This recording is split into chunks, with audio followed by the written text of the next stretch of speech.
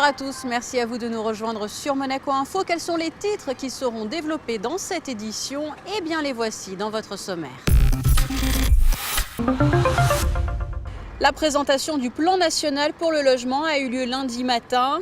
Vous en saurez plus sur le projet d'aire marine éducative mené par des élèves de la Principauté, de l'école des Rêvoirs précisément. Et José Sacré reviendra sur le concert de l'Orchestre Philharmonique de Monte-Carlo sur la scène de l'Auditorium Régnier 3.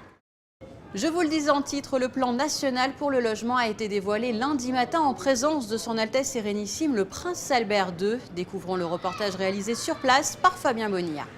C'est un sujet qui a été longtemps sensible et qui intéresse de très près les Monégasques, au cœur notamment des débats lors des élections du Conseil national.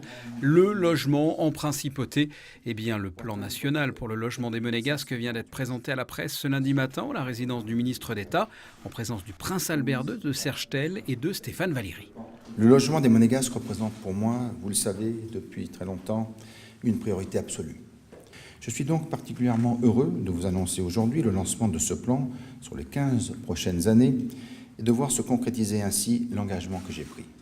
Le plan national pour le logement des Monégasques a pour objectif d'anticiper et de satisfaire les besoins à un horizon de 15 ans. L'évolution de ces besoins est connue grâce aux études approfondies de l'INSEE. En 2033, le nombre de Monégasques passera d'un peu plus de 9 300 à ce jour à environ 10 770. Au-delà des éléments statistiques, la volonté est de permettre à plus des 3/4 des foyers de disposer d'un appartement domanial, avec l'objectif de répondre à la totalité des besoins avérés.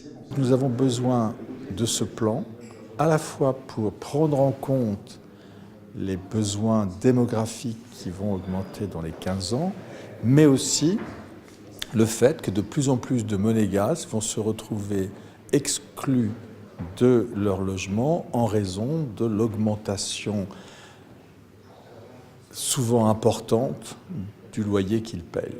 Et comme l'a souhaité le prince souverain, les Monégasques doivent pouvoir vivre dans leur pays dans des conditions absolument satisfaisantes. Et l'objectif politique de ce plan, et c'est pour ça qu'il est historique, c'est une commande du prince que le gouvernement a réussi à mettre en place avec cette perspective de travailler en toute tranquillité avec le Conseil national sur les 15 prochaines années. C'est la première fois que le souverain, son ministre d'État et le président du Conseil national prennent la parole ensemble sur ce sujet. Un message fort pour les Monégasques. C'est une journée très importante, je dirais même pour moi émouvante, puisque j'ai fait du logement des Monégasques dans leur pays une priorité depuis toujours de mon action publique. Donc cette présentation, en présence du prince souverain, du ministre d'État et de moi-même, est évidemment une journée très importante qui démontre l'unité dans nos institutions, mais aussi leur force. Alors il y a eu des débats contradictoires après les élections, même parfois très contradictoires avec le gouvernement. Mais voilà, la force de nos institutions, sous l'autorité du prince, c'est qu'on arrive toujours ensemble, entre gens raisonnables, à faire le pas vers l'autre et à trouver les bons équilibres. Aujourd'hui, donc, nous avons pour 15 ans un plan qui va permettre de loger dans de bonnes conditions dans leur pays tous les Monégasques, selon les chiffres que nous avons toujours défendus, c'est-à-dire une bonne centaine de nouveaux appartements nécessaires chaque année. C'est chose faite dans ce plan présenté aujourd'hui par le prince. Ce plan pour le logement des Monégasques, plus en détail, comprend 3 volets complémentaires. Le premier volet reprend les opérations déjà entérinées avec le Conseil national au moment du budget primitif 2019, comme le Soleil du Midi, la surélévation des Jardins d'Apolline, le Testimonio 2 ou encore Grand Ida, soit un total de 712 appartements. Le deuxième volet du plan consiste en de nouvelles possibilités pour de futures opérations complémentaires, par exemple une opération dans le quartier de Monte-Carlo, le toit du futur centre commercial de Fontvieille ou encore l'Annonciade 2 sur le site de l'actuel collège Charles III. Le troisième volet de ce plan s'inspire des solutions trouvées pour reloger les foyers des Jardins d'Apolline. Plusieurs opérations de reconstruction de grande envergure verront le jour, comme par exemple le Bel Air et Herculis. En résumé, le plan global présenté prévoit donc au total 1831 appartements domaniaux en 15 ans. En moyenne, 122 appartements neufs par an seront livrés, soit une augmentation du parc domanial de près de 43%. Cette augmentation permettrait d'accueillir plus de 3/4 des foyers monégasques, contre moins des 2/3 à ce jour. Du Rocher au Jardin exotique où nous vous proposons aujourd'hui le deuxième volet du reportage consacré à cette aire marine éducative qui a vu le jour avec des élèves de la Principauté et plus particulièrement des élèves de l'école des Rêvoirs. Dominique Poulain vous livre plus de détails dans ce reportage. Ces élèves participent à une séance de biologie. Ils observent à l'aide de loupes binoculaires les différentes espèces présentes en Méditerranée. Ils ont été retenus pour le projet de création et de gestion d'une aire marine éducative. Ce concept est apparu en Polynésie en 2012 aux îles Marquises, afin de favoriser la connaissance et la protection du milieu marin. À Monaco, c'est la classe de CM2 de l'école des Rêvoirs qui a été retenue pour initier ce projet. Après avoir étudié le littoral entre la digue du Port Hercule et le musée océanographique, ils apprennent les différentes étapes nécessaires à la fabrication d'un alguier et découvrent les différentes espèces qui vivent dans le sable, sur les rochers ou encore sur les feuilles de Posidonie. On a vu plein de choses comme des microbes, des crustacés, une algue en forme de filet et des bernards l'ermite. Là, je suis en train de regarder plusieurs espèces. Donc il y a des nacres, des coquillages, des coraux. Et il y a plusieurs sortes de couleurs.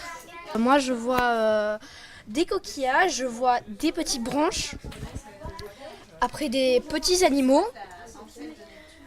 Je crois que j'ai un bernard à l'ermite, il est super petit.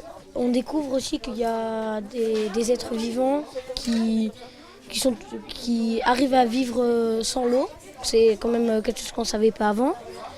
Et c'est vraiment très beau quand on le regarde à la loupe. Le but est de faire prendre conscience aux enfants de protéger leur environnement, de connaître la biodiversité et le patrimoine. Quand ils vont aller au bord de l'eau, ils vont reconnaître ce qu'ils ont vu et donc ils vont pouvoir réinvestir leurs connaissances. Et d'ailleurs, quand ils vont rentrer en 6e, ils vont retravailler là-dessus. Et donc, ils auront déjà une base de connaissances et de les sensibiliser. C'est-à-dire que là, par exemple, les animaux qu'ils ont vus là, ils sont vivants. Et donc, ils m'ont déjà demandé, mais vous allez en faire quoi après? Les mettre à la poubelle? Pas du tout. On va les remettre dans le milieu marin. Oui, j'espère bien. Enfin, ça a été leur réflexion. Il faut les remettre dans la mer, donc protéger, conserver, ne pas abîmer. Et je leur ai aussi expliqué que j'avais prélevé des tout petits morceaux pour pas que ça ait un impact sur l'environnement dans lequel j'ai prélevé. Pour chaque espèce, ils reçoivent des explications sur le mode de vie, le mode de reproduction, le régime alimentaire et les méthodes de protection contre les prédateurs. Le 27 mars, ces élèves présenteront ce projet visant à protéger les mers et les océans au musée océanographique à l'occasion de la Semaine des océans. Retour à présent sur ce nouveau rendez-vous proposé par l'Orchestre Philharmonique de Monte-Carlo au cœur de l'auditorium Régnier 3. Un concert, vous l'imaginez, suivi de très près par José Sacré.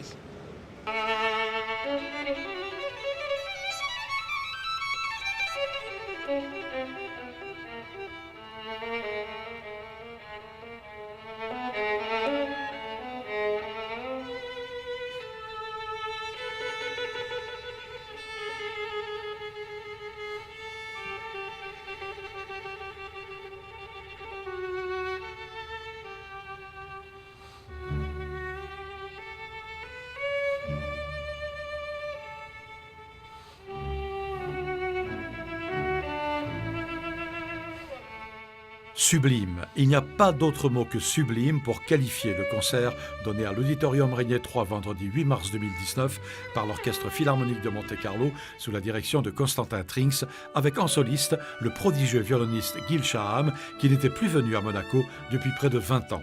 Gil Shaham a interprété le concerto pour violon en ré majeur, opus 61 de Beethoven, un concerto fréquemment qualifié d'Everest violonistique par les plus grands archers. Dès les premières notes, vous regardez le chef, vous êtes déjà dans la musique. Vous souriez, vous vivez intensément. On a l'impression que vous voulez jouer toutes les notes de ce concerto. You know, I like to think of the spirit of Beethoven. J'essaie d'imaginer ce qui se passait dans l'esprit de Beethoven, comment cela devait être dans sa tête le soir de la première, et l'histoire de la composition de ce concerto. Il a composé très vite. L'encre des notes n'était pas encore sèche quand les musiciens ont commencé à répéter. Beethoven a composé cette œuvre très rapidement. On peut imaginer comment le maître se sentait devant le public, sur la scène, comment il a pu entendre cette œuvre pour la première fois. Imaginez ce moment. Ludwig van Beethoven, concerto pour violon. J'adore cette sensation et j'espère que le public a ressenti cela. I hope we try to recapture something like this.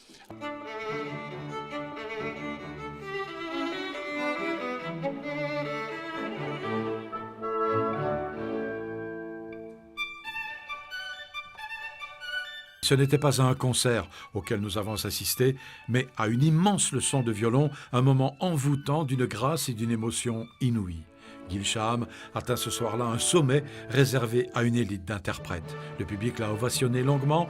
Gil Shaham lui a offert plusieurs bis. Puisse la direction de l'Orchestre Philharmonique de Monte-Carlo faire en sorte de réinviter rapidement Gil Shaham à Monaco, avant 20 ans s'il vous plaît.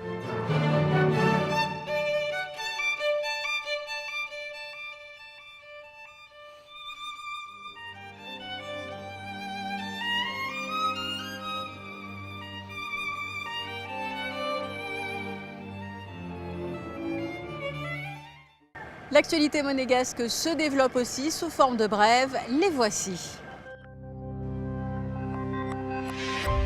Le Conseil national a célébré la journée de la femme, une réception donnée le 8 mars dernier au Parlement monégasque et qui a été l'occasion de mettre en lumière l'égalité au travail.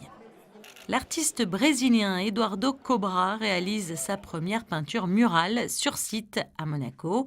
Son art illustrera le positionnement durable et responsable de la principauté et mettra l'accent sur le réchauffement climatique, une œuvre qui fera 12 mètres de large et 7 mètres de hauteur et qui sera visible très prochainement sur le rocher. Le palmarès du Monte Carlo Film Festival de la comédie vient d'être proclamé au Grimaldi Forum et c'est le film hongrois Bad Poems qui remporte cette 16e édition. Un film qui raconte le voyage intérieur du jeune Tamas déçu par l'amour après la fin de sa longue histoire avec Anna. Le prix du meilleur réalisateur a été décerné, lui, à Nicole Pallo pour Emma Peters et le prix du meilleur scénario a été attribué à Dan Kleman et Zam Zohabi pour le film Tel Aviv on Fire. L'Argentin Ricardo Darin s'est vu attribuer le prix du meilleur acteur pour le film An Unexpected Love et l'Australienne Rose Byrne a reçu le prix de la meilleure actrice pour Juliette Naked. Première victoire pour Venturi en Formule I à Hong Kong. Eduardo Mortara a imposé pour la première fois une monoplace électrique du constructeur monégasque. Voilà ce que l'on pouvait retenir de l'actualité aujourd'hui. Place à présent à vos prévisions météo. Mardi, le ciel sera couvert, laissant peu de place au soleil, mais les températures seront toujours aussi douces. La journée de vendredi sera même des plus printanières, 17 degrés affichés au meilleur moment de la journée. Jeudi sera la plus belle journée de la semaine, pas un nuage à l'horizon. Mercredi et vendredi seront elles aussi de douces journées avec de belles embellies au programme, tandis que le week-end sera quant à lui un peu plus couvert, les nuages laissant peu de place aux éclaircies. Et c'est ainsi que se referme cette édition. Place à présent au reste de votre programme sur Monaco Info. À très bientôt.